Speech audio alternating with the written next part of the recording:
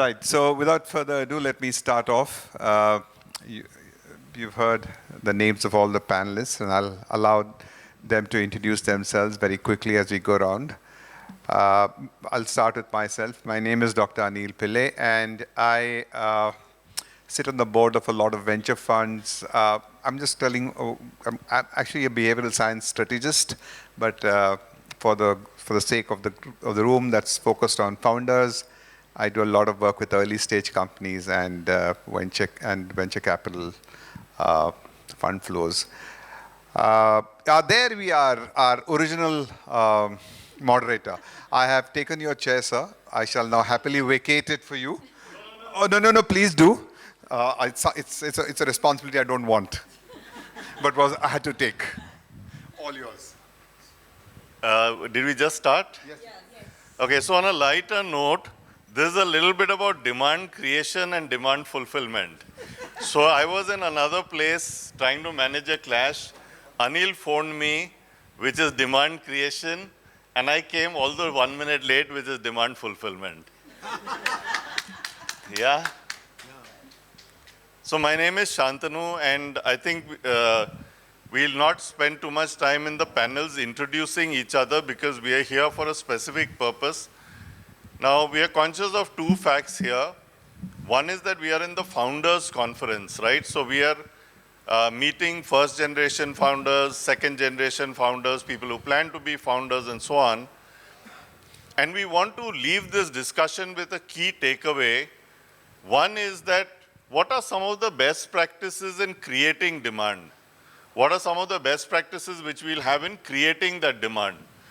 The second question that we discussed a lot internally before coming here is creating demand as important as fulfilling that demand and sustaining the demand? And what do you feel about that? Yes, no. Creating, sustaining. Creating demand, sustaining demand. Yeah, both are equally important. So we want to leave this panel with three thoughts on, one is, how do we create demand? What are some of the best practices? Two is, how do we sustain demand? What are some of the best practices?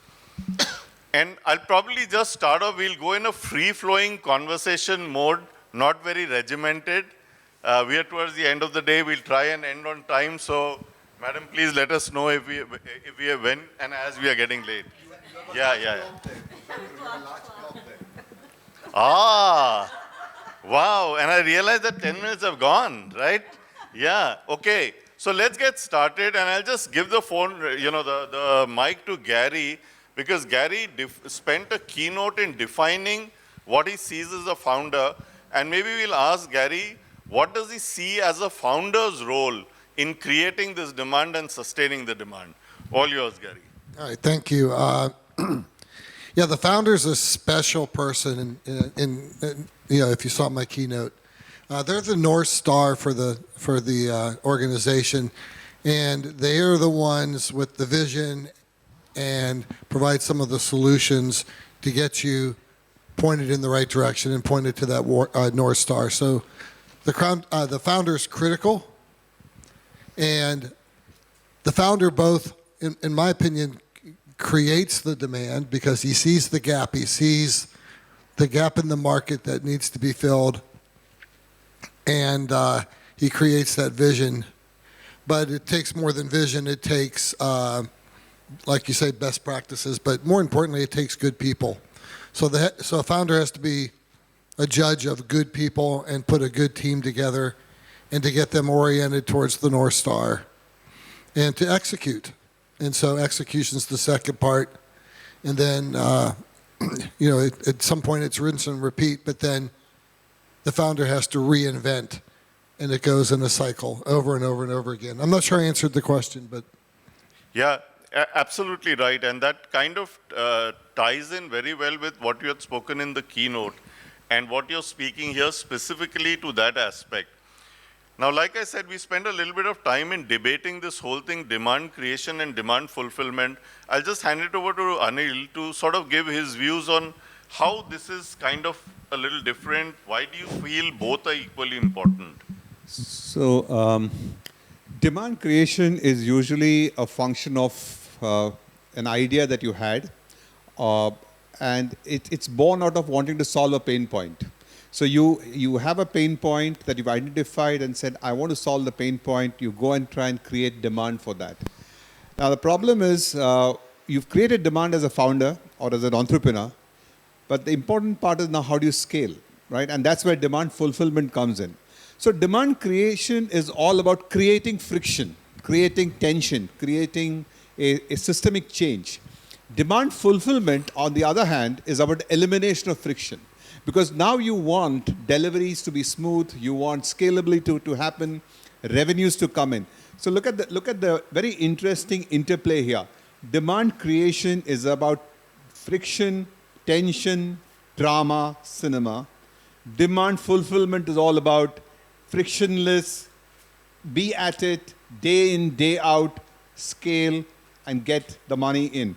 We were just discussing this thing about the valley of death.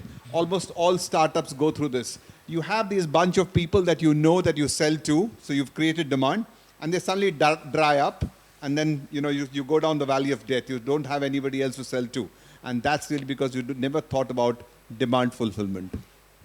Yeah, and I think each of us has been through that, the initial euphoria, which turns out to be friends and family and somebody you know, and then suddenly there's a steep fall in demand. Now, while there's a very rational sales way of going about this whole demand creation and demand fulfillment, I also think it's a function of leadership. It's also a function of some of the more emotional aspects to it. So maybe some of the panelists towards the center can throw some light on that how do you view this from a lens of a non-sales person? What is the emotive element in that? So let's touch upon that a little bit. So let me address this conversation on demand creation and demand fulfillment through my military lens. I find that the way we do things in the army is quite similar, and it's quite exchangeable. Like the army can learn a lot from what the founders and what startups and what business is doing, and vice versa. So in the army, we have a system which is called a military appreciation. And that it starts with a vision, a foresight. And that is where you place your finger at what is the end result that you're looking at. And that is exactly what a startup or a founder does. That you have an idea and you want to see what do I do with this idea and what end result do I create which benefits everyone else and also makes me money. Now when you do this, in the military appreciation, what is called the market here is there the battlefield. And our vision and all same. You have a vision, we have a vision. And then once you have an idea, you've got that pain point, you know what the enemy wants or enemy should be, where it should be punished, then you create the execution part, and that is where it leads to demand creation, leads to demand fulfillment. And this in the army comes through a very strict regime of discipline, of SOPs, and of various instruments like this military appreciation, which deals with all types of factors. So factors like, again, there are some common factors like time is a factor, ground, I told you, is a battlefield, and so on. And of course, the enemy, unfortunately, is your competitor. I don't feel like calling a competitor an enemy, but in some way it compares there. And then, from all the factors, we draw inferences, we draw deductions, and then we come to a very systematic way of creating a operation plan. And so can the businesses make their business plan, operational plan in a similar manner. Now, one more point I'll quickly add here is that what I have noticed, because I deal with startups now, I deal with corporates, I realize that if you have a good idea and if you can arrange funds, you can become a business owner. But if you want to scale up, like what Anil was saying just now, you cannot scale up till you convert from a business owner or a founder to a business leader. Because now comes the stage where you have to have teams, you have to understand their emotions, get them working. From doing things which you're doing till now, you get things done. And therefore, now it starts the process of implementation, and that is what demand fulfillment comes to. So for me, yeah, I'll just end up. Demand creation is foresight, demand fulfillment is execution, and the leader is the bridge who makes it happen. Lovely, lovely, lovely analogy. I love that. And the leader is somebody who makes it happy, makes it happen. And we got Tina, we got Shweta, both of whom work in the space which is sort of more on the softer side of things. So maybe Tina, you could give us something. I know Mom is there as well. Yeah, so welcome, ma'am, and to the show. So Tina, Shweta, you could give your inputs on how do you see this emotional side playing out? Because increasingly we find that there's a lot of emotion, there are a lot of soft factors in business. Yeah? Sure. So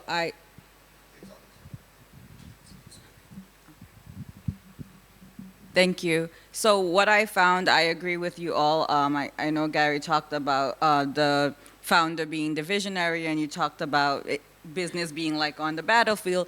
But even though me and her, we actually talking about the more intangible skills, I think those impact performance and also the profit line. So when I work with founders, we move from demand creation to demand fulfillment, but it's also important too that you as a leader are able to look at what state of being you're operating from. So oftentimes as founders, we have the idea in our minds and it's beautiful, and then as we go to execute, we're there for a year, 18 months, sometimes 2 years from the inception to the creation of the product or the service.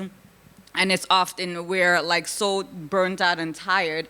The love and passion is there, but the product has been very struggle to get it to market. So what I always ask the founders to do is be very intentional about what type of state are they coming from? Are they coming from a survival state or a powerful state? Because that then has transition in the way they show up for their teams, the way that it shows up in the way that they deliver the service, the marketing, the messaging, and different things like that. So I think it's very important as founders that we take time to really reassess how we're showing up in the marketplace and what the state of being that we're in. Yeah, lovely. How we are perceived, how we are showing up, and this could even lead to certain blind spots, right? Like, I think I'm showing up in a particular way, the market thinks otherwise. Shweta, your comments on this softer aspect of things, would love to hear that.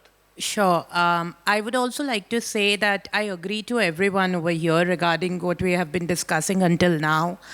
But there is a very important part sometimes we forget when we are making decisions as founders or, if we have to bring out some innovation. Yeah. That is one acronym I thought of is R. A would be awareness, which is very important. How can we even create the demand until and unless we are not aware of what's needed? Right. That is very important to see where the loophole is and how much aware we are can only happen if we are connected to self that way. You can see that spiritually, you can see that intelligent IQ-wise or EQ-wise. Then comes the R, review. Review with your team. That will depend how strong you have built your team. And that can only happen when you're reviewing it with the point of view that, yes, this is the demand that I'm going to fulfill because this is the loophole my technology will cater to. Right. And then comes the E. Many founders sometimes forget E because of making profits. Right. And I know we all want to be that, which is empathetic leaders. And empathy is something that not only builds strong teams, but strong organizations, strong leaders, and people who can actually not only change the world in words-wise, but in actions too. So that's what I would say. Lovely. So this whole thing about empathy, I was in a panel last year in the same forum. And one of the panelists, so when we talk about empathy, we normally talk about a very soft kind of feeling, right? I'm empathetic towards, I'm putting myself in your shoes. But this panelist used a very nice word called tactical empathy. Now, one of the starting points, as Shweta mentioned, is the awareness. Now, the awareness, one of the things I would look at is that how do you get customer insights? The customer could be a B2B customer, the customer could be the market itself. How do you get those insights that, one of the previous speakers came and was speaking about the New York yellow taxi and Uber, right? So what are those insights that you're getting people who are using New York taxis, and what is the challenge? So maybe somebody can take up this, that how do you really identify the pain in the ecosystem, the friction in the ecosystem, and how do you translate that pain into a value proposition, right? So there is a pain and insight which gets translated into a value. Anyone wants to take that? Yeah, so we'll have Gary, here you go. Okay. Yeah, pain's interesting. So as founders, and we're creating product or service, and we're trying to offer that to our potential clients. We're agents of change. We're changing something. We have a new idea, or we have a new way to deliver it. And when we're addressing the potential client, I always say, are we creating enough? Are they in enough pain to change? If you're not addressing a problem and motivating a client towards, or attracting them towards your change, then you probably are not creating the correct product. So you've got to go out and you've got to test, and you've got to listen to the hard truth sometimes, and you have to listen. You have to go find the client, and sometimes we have the wrong client. We produce a product and we get excited, and we have early adapters, and we think the early adapters are our clients, but they're not. That's not where you're going to scale. And so sometimes founders miss that.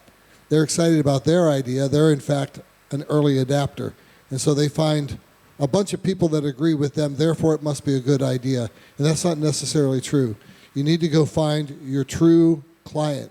The client that you're going to find a year or 2 or 3 years from now, and then test that product against the real client that you're after, and then perhaps you're the one that has to change, and you have to modify your idea and modify your product, and that's really the journey of the founder, in my humble opinion. It's what I've seen with all the founders I work with, because we produce a lot of product. Yeah. So I think the euphoria of getting that first breakthrough may not be long lasting, because what I hear Gary saying is that you may have the first breakthrough, but that first breakthrough is happening with the early adopters or the innovators or whatever. Sushil wanted to add something. Go ahead. So I'll just talk about this word cost. And what I mean is that she just talked of awareness. In the last 3 days, certain things happened around me where I said, do we understand the cost of unawareness? How many things we did the way we shouldn't have done, or we did because of awareness. And from there, I also say that, do you know the cost of taking an action immediately or delaying it, which we say delay on purpose. That means you are not delaying it because of procrastination or because of any other factor, but you know tactically that it needs to be done at a little later stage. So cost of doing something and the cost of not doing it. If you can measure that, if you can identify that, then this little gaps that we are talking about, they get quite well covered.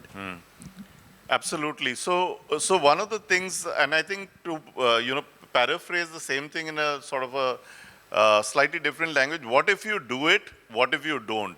Now, if you're running a computer service or computer system, ticketing system, for example, or a banking system, and I say invest in cyber security for $10 million.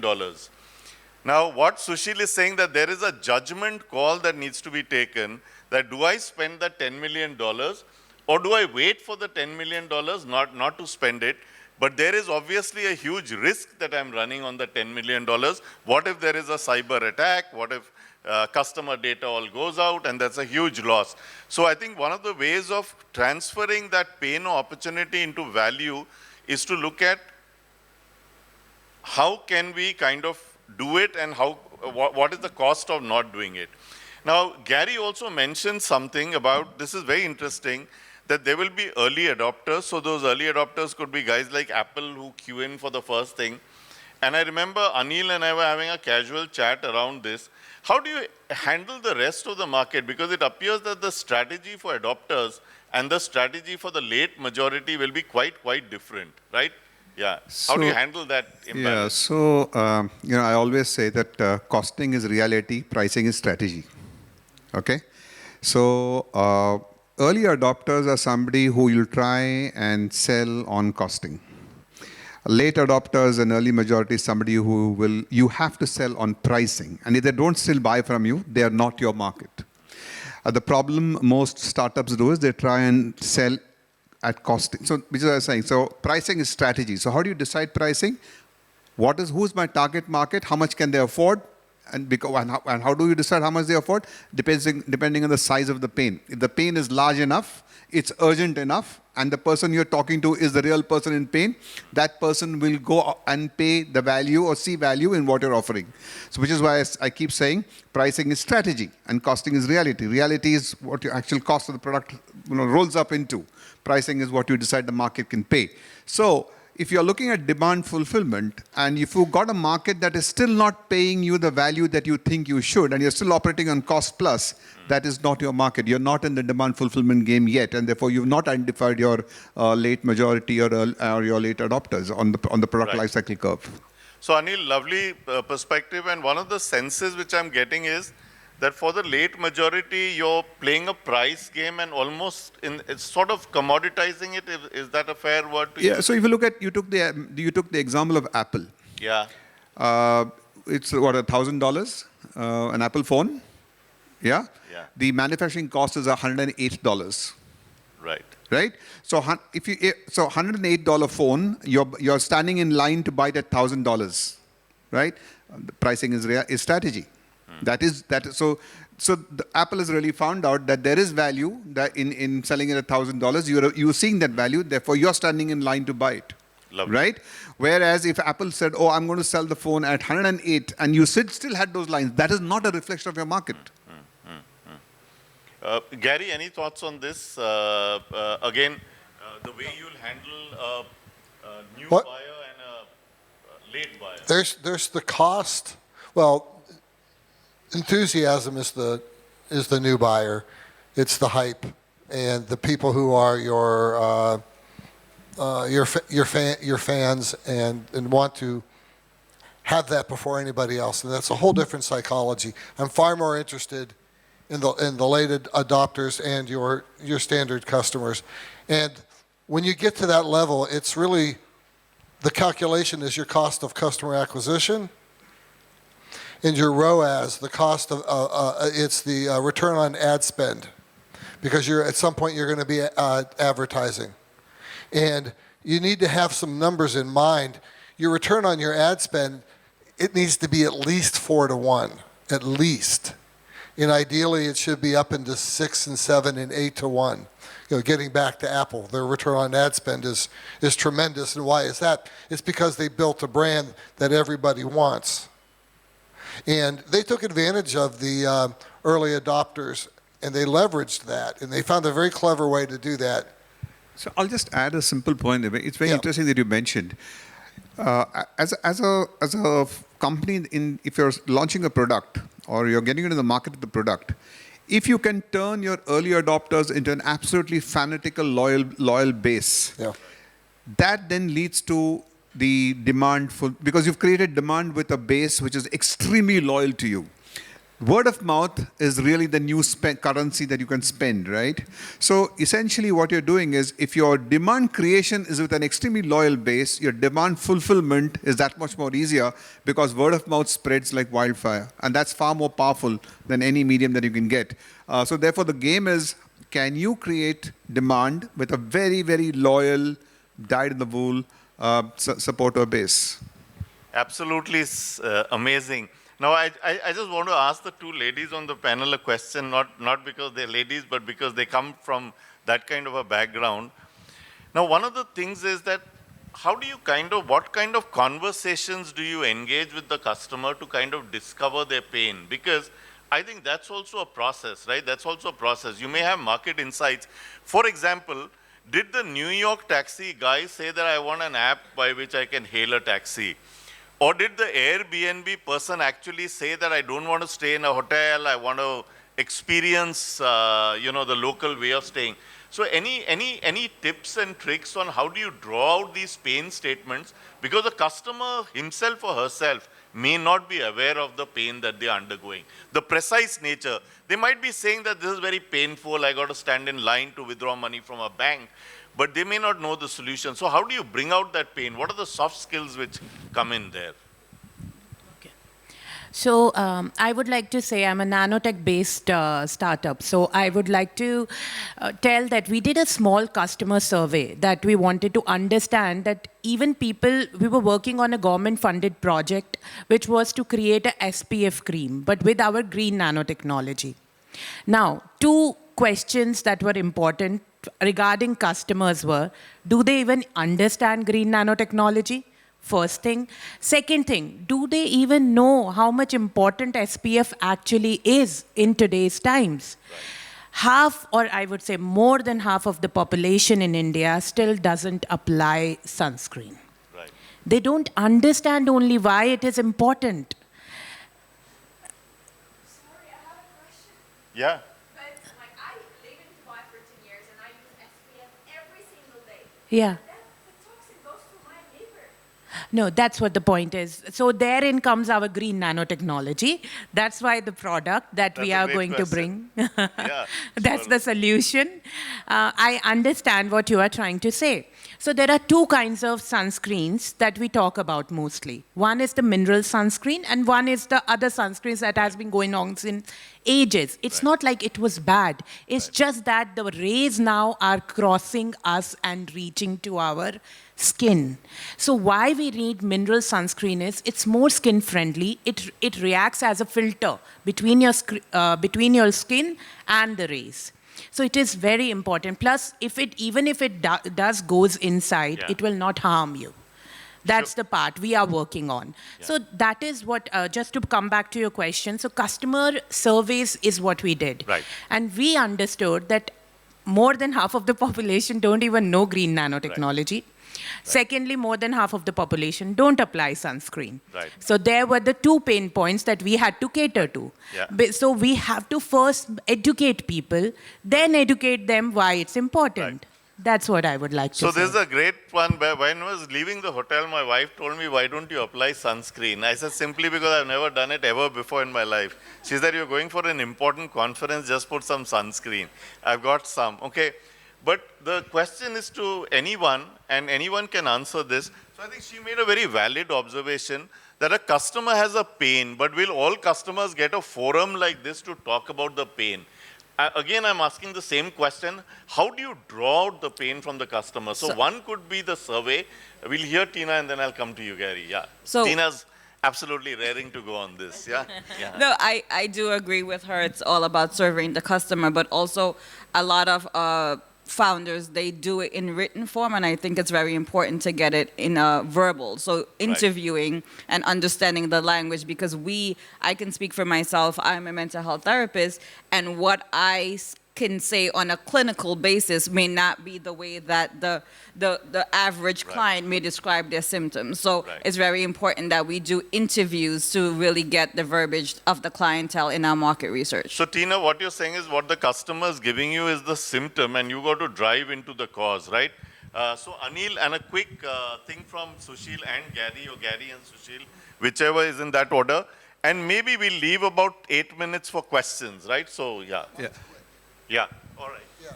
Yeah, mine's real quick. Basically, when we have a product launch from a client, I recommend they do a soft launch because they don't know what they don't know, and this is the time for discovery.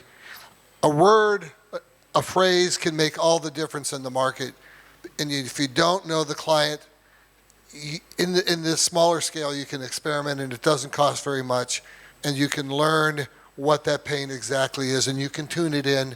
So I recommend, best practices, I recommend soft launches. That's it. So, from a behavior science perspective, there's something called a blind spot heuristic. Most founders actually are prone to this. You fall so much in love with your own product that you Yeah. think it's the world's best product.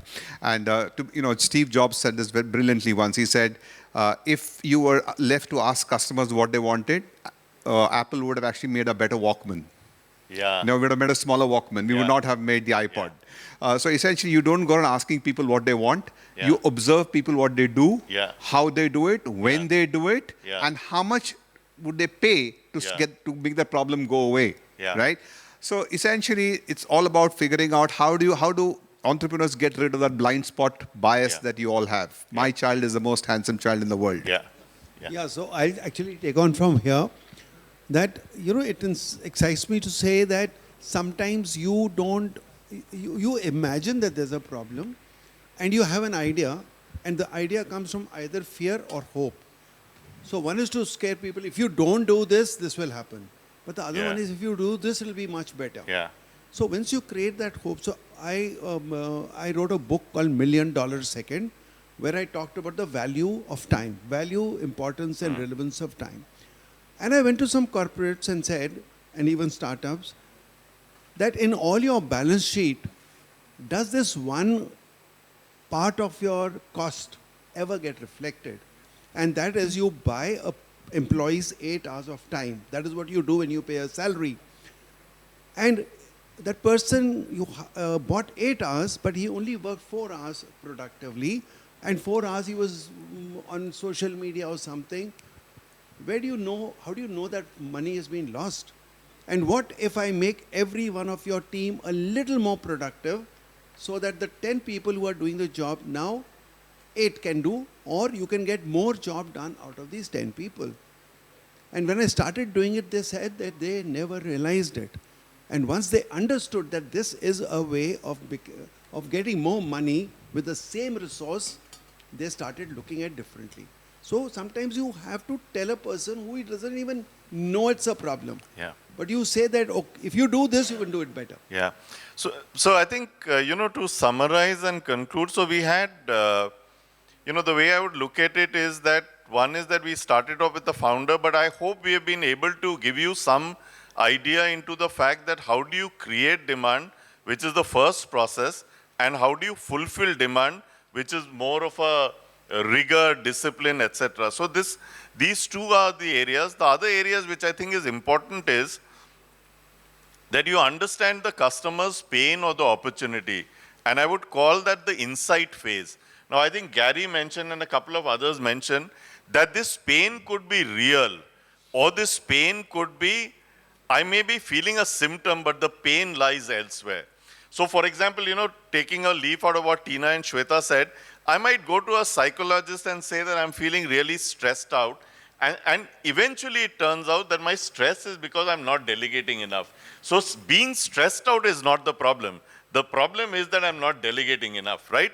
So sometimes we mistake the symptom for the cause. So that's the insight part. Now, based on the insight, you create a certain value proposition to the customer. Now, this value proposition, like one of the panelists mentioned, that $100 for an Apple phone could cost $1,000. The second area of value could be what Sushil said, is that what if you do it, what if you don't do it? The entire insurance industry works on the second. What if you don't do it, right? Yeah, because you say that, no, I'm not going to die, but the guy says that you're 60 years old, right? So anything might happen. Yeah, so I could be talking about myself, right? Yeah. Been a pleasure, panelists, being here with you all. We'll take any questions. We have about 5.5 minutes. Yeah, we'll take any questions from the audience. Thank you so much. And apologies because I have to... No worries. Thank you. Yeah. Guys, do we have questions? If you don't have Yes. questions, we'll ask you questions. Yeah, last 5 minutes, I've got a lot of questions for the audience. Good evening. First of all, I should say, since morning, this is the best panel discussion which I have ever seen. Thank you. Best. And the best always comes at the last. you're right. And I think the reason are, a couple of reasons are there why this panel discussion has been the best for me. First of all, the topic was very, very interesting. Secondly, sometimes people feel that demand creation and demand fulfillment is more of a supply chain topic, you know. But you have articulated that in such a way that it takes into account everything regarding from marginal pricing in terms of what should be the pricing also, how demand is created, and how a startup should define in terms of what should be the right pricing and what is my go-to-market strategy. Various things. I should also comment that, and I feel any panel discussion is successful based on definitely the panelist, but also the moderator. You know, if you ask good questions, you get great answers, right? So, all credit to you, sir. I forgot your name. We actually went through the questions in a brief meeting in the morning, right? Okay. And we kind of prepared for it. We didn't have adequate time, but we did whatever best we could. So the questions are a function of. Very good. Great. Now your question, please. So my question is again on the pricing, which you said, and you gave the example on Yes. Apple. Yes. Okay. It's a big dilemma, and specifically a big dilemma for the startups Yeah. in terms of what should be the pricing of my product or service. Yeah. And when you say don't, first of all, define your target customer and the Yeah. market, Yeah. but don't work on marginal pricing. Yeah. Right? No, when you don't work on marginal pricing, because marginal pricing is very easy, it is Yeah. cost plus basis, right? Yeah. Then it's big a dilemma in terms of understanding that whether I should build in 10% profit margin or I should build a 50% profit margin or how I should do it. Yeah. So could you elaborate more on that? So the minute you start thinking like that, you've come from a cost plus perspective. I'm urging you to think from a different paradigm itself. Traditionally, we have been trained to think cost plus because that's how accounting has been taught. Finance professionals in MBA have been teaching you. I'm asking you to come in from a perspective of cost plus value. And for that, there is a rigor that you need to apply, figuring out what is the cost of pain that you're trying to eradicate. Now, for that, you need to understand who is the customer that is in pain, what is the cost of that pain to that customer. Now, once you understand the cost of that pain, right, and therefore you know what the customer is willing to pay to make that pain go away, that is your definition of value. Now you know your cost, now you know what's value, and then you know what's competition, and now you play the sweet spot. So the problem with most startups, and this I've seen through the last 25, 30 years of my work, is that they do not go beyond cost plus. They do not want to understand what is the definition of the value that they're delivering because they have not articulated and quantified the cost of pain that they're solving. So I was telling earlier in the discussion, the question that I always ask is, what is the pain? What is the cost of the pain? Who is in pain? And is the pain urgent? And I think it is a very difficult question. Yes, but that is really, and that is what differentiates, that's what differentiates the average from a great company. Agreed. But right? So that is true, but yeah. I think if we talk about the complete ecosystem out there, Yeah. Outliers would be 5%, 10%, but right. so Yeah. What should be an easy method? Because, for example, let's stick to Apple. Yeah. The pain understood. Yeah. The value of that pain Yeah. from the very first day when the first iPhone What do you think was Apple is selling? Sorry? What do you think Apple is selling?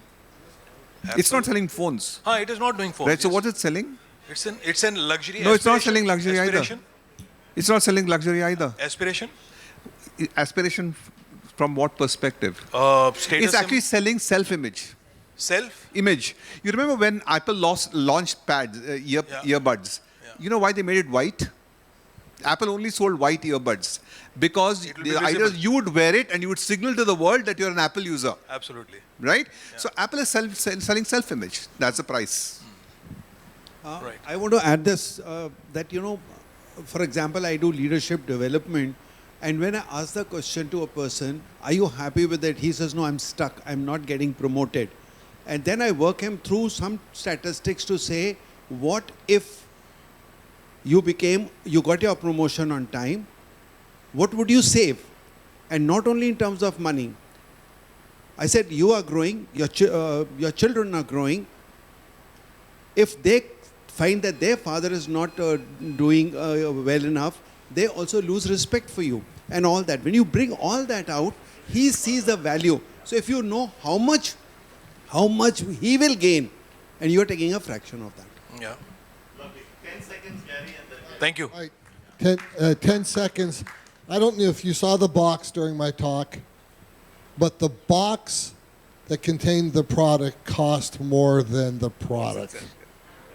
That's value. That's something that my client understands. She's getting a 10 to 1 on this, and that's understanding your value. And then one more thing for founders, I always like to say, figure out what you do best, do those things, and get other people to do the other things. That's the best advice I can give.